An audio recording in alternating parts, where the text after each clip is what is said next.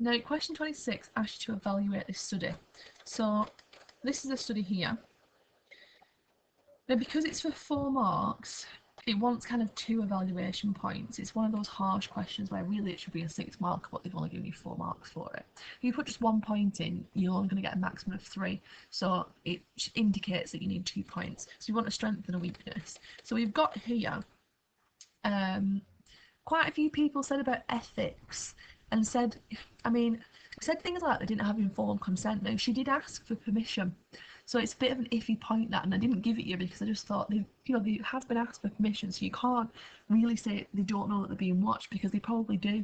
If you know that there's a hidden camera somewhere in the building, you do kind of know. So I probably wouldn't suggest that. And things like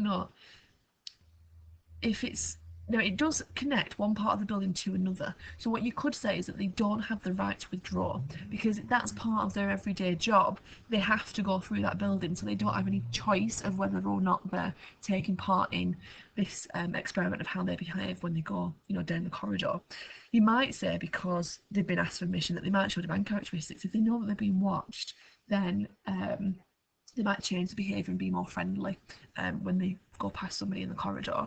But then you might want to say, it might be ecologically valid, it's in their actual real office, so it's how they would probably normally behave. The fact that it's a hidden camera as well, they know that they might be watched, but they don't know specifically where and kind of on which corridor. So maybe you're going to get the actual, real results of how they're actually going to behave when they pass someone on a corridor.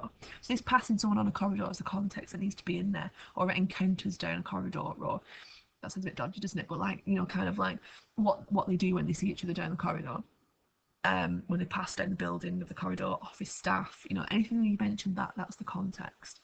In terms of anything else, you might want to say that there's no protection from harm because it's quite invasive to record someone's behaviour.